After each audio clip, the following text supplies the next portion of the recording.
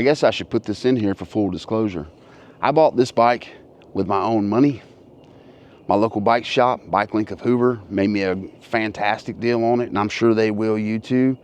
But this is my bike, and I can say whatever I like about it. Not sponsored. This is the new 2025 Specialized Turbo Levo 4, and I'm going to tell you about mine. The specs are impressive. 101 Newton meters of torque, 666 watt of power, and an 840 watt hour battery.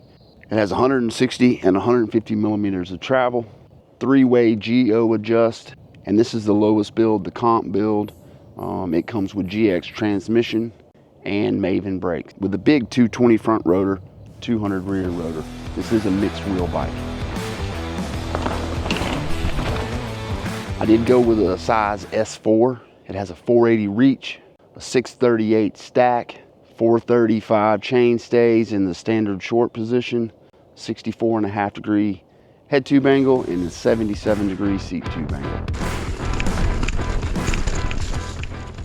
But how does it ride? I think it's great. It fits me really well with the 480 reach, and this bike seems to be evolved from the previous Stumpy Evo and previous Turbo Levos, and now they have the Stumpy 15, and a lot of that stuff is, I basically say, and I may be wrong, someone will tell me if I am for sure, but this is the e-bike version of the Stumpy 15. I rode it in the standard geo settings, and I really liked it. But to better match the long chainstay on my big enduro bike, I did change the chainstay adjuster to the long position. With the mixed wheel, it still turns really good, but it seems nice, planted, and stable. Compared to my previous e-bike, it is a couple pounds heavier, mostly because my previous e-bike had the 635 watt hour battery. Well, this has an 840, and if you have a bigger battery, it's going to weigh a little bit more. But once I'm rolling, I don't really notice any difference as far as that. The first couple times I loaded it up, had to pick it up and put it in the van, that I really noticed any difference, and now it's just normal.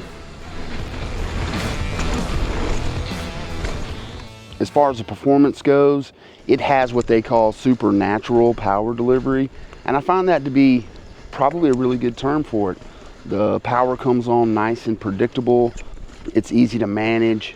I have not had any weird spin outs or startups too quick or anything. It just seems, I just got right on it and went. I am used to e-bikes, and that probably helps, but it does make power different than my previous Shimano based e-bike.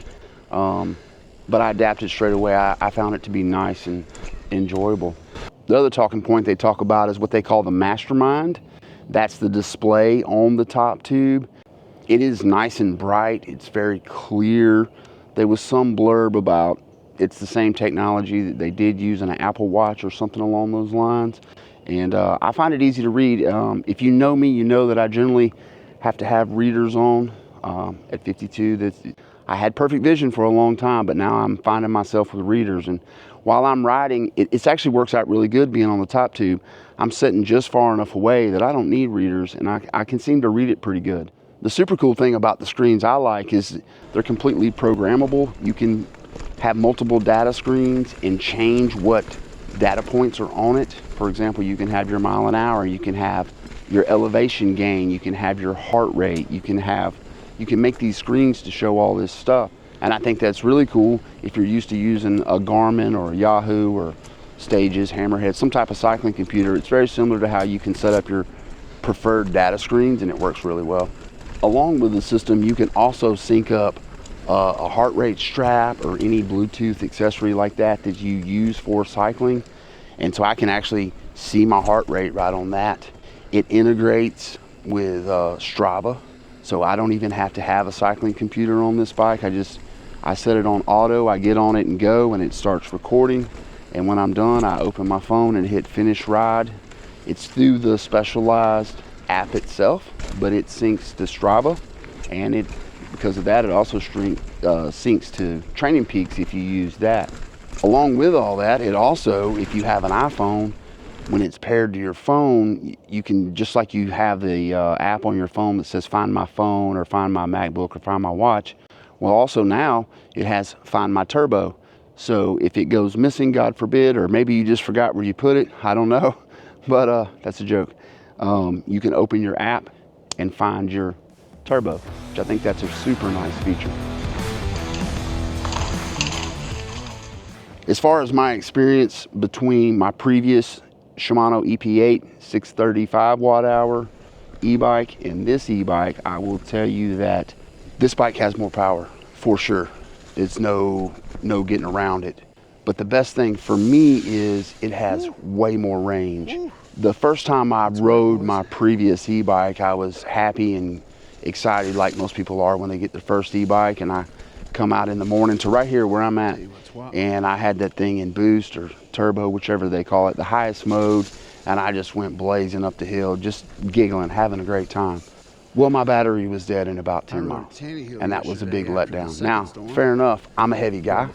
I'm about 240 pounds. I'm gonna get worse range than, say, the average mountain biker that weighs 160 or 180 or 135 pounds, whatever that may be. They're obviously gonna get better range than me. But with this bike, I have got well over 20 miles all in turbo with battery left over. So I think that's amazing. And that's why I wanted a different e-bike. I really liked my previous e-bike. I just needed to have more range.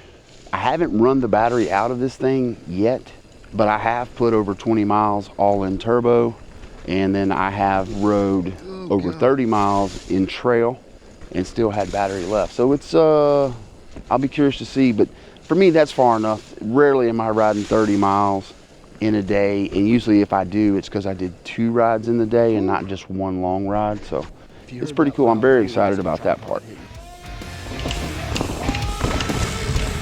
So far, I've ridden this thing on all sorts of rides, just regular trail rides where the bike is nice and calm. I really like it, the calmness of it. Tech climbing, like I was saying about the power delivery, it comes on really good, really predictable. We've had a lot of rain and a lot of wet, and I haven't spun out up the rocks or anything yet, which I'm sure you can, but because I think I finally found my fit, and all that helps, especially with tech climbing too, and I've just been able to shift my weight back and forth for when I want power, to put down power or not, and the bike just climbs right up, and it does really well. Flow trails, the bike feels great. It's very supportive. I feel like I get a good pump out of it. I do like the longer chain stays, which in theory should make it turn slower, but for me, I don't feel like it does. I feel like because I'm more centered in the bike, it actually turns better. It's more balanced, maybe that's what I should say. The thing jumps fine. It feels like every other one of my bikes, and it just handles flow trails really well. I have not, because of the rain and life stuff, gone to actual bike park, but I will before long. But I have no doubts. I'm not worried about it. I'm not concerned about it at all. I actually look forward to it. I've also used this for trail work and maintenance. I do cut a lot of trees. I have a very heavy saw bag, and sometimes, the trees don't necessarily fall across the trail right next to the road, and it requires a long ride out to get them and a long ride back. And when you've got a 40-ish pound pack on your bike, the e-bike is for sure the way to go. And obviously this thing handles that no problem. I can count on it to lug me and all my stuff out there and then get me back as well. So what do I like most about it? Other than it has a knock in the fork. You'll hear it in some of the footage. What surprised me the most and what I like the most about it is, other than that knock, this bike is quiet. I am blown away at how quiet it is. The chassis, cable noise, there's really none of that. I don't hear any of that.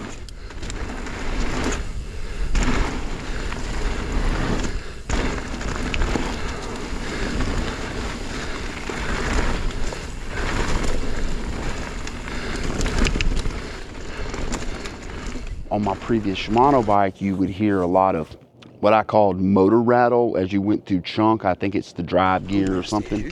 I've yet to hear that on this. It's really been surprising to me at how quiet. I would say this is probably the quietest bike I've owned, or the quietest one I can remember owning. The other big surprise to me is the tires. It comes with grid gravity casing tires, which I assume is their downhill casing, or if not, a heavy enduro tire, in the T9 rubber, which is their softest rubber compound, and it has butcher front and rear, and I cannot believe how well they work. If they last, I've got almost 200 miles on this bike, And if they continue to last at the rate they are, I will probably continue to buy these tires, maybe for more than just this bike, depending on the price, of course. But I generally don't cut corners on tires, and I don't run them completely worn out. I like fresh tires. These have been very surprising to me. The ride feel, the suppleness with the heavy casing. And I'm running my normal pressures of 30 psi in the back, 29 in the front. That's what I run with my Maxxis downhill casing tires, and that seems to work just fine. I have dinged rim a time or two, which is not unusual for me. So I feel like it requires about the same pressure. And so far, I'm really liking the grip, performance, how they feel on the trail. Also, I like that the bike has GX transmission. I really like a transmission on an e-bike, especially because if you ride in turbo and you shift just wrong, it can bend the derailleur hanger. And with transmission being a direct mount, you don't really have that issue. But I didn't know this when I got the bike. I was pleasantly surprised that there's no derailleur battery. It is hardwired. It's wired into the bike, so it runs off the bike battery. So that gets rid of that concern. Very cool thing. I guess they started this year, but now they've taken a page out of Santa Cruz's books, and they're offering lifetime free suspension bearing replacement. And at first I thought, why is this just suspension bearing? I guess it means no headsets, because I feel like every other pivot bearing on a bike is suspension related. So, but it'll be cool, at the end of the season to go, I need to refresh my bearings, and I'll be real curious to see the process of how you get a free set of bearings, but I bet it's not going to be too bad. A really neat feature that just came on the bike is the stem tool. I don't know their official name for it. I guess SWAT. Their SWAT stem tool. It came with the tool already in the stem. It's easy to use. It's easy to access. The multi-tool itself is pretty good. I don't like how some of the Allen keys on it are short, and they made the 4mm Allen short, which I feel like is really common on a lot of bikes. But come find out, this bike is mostly 5mm. It also has a SWAT storage bag. It is above the battery. You do have to take the side door off, which is one bolt, easy to do, and pull the battery out, and then you can get to the bag. In my bag, I've got CO2s, a plug kit, a spare master link / clip link / power lock, whatever you want to call it, and a shifter coin battery for the shifter.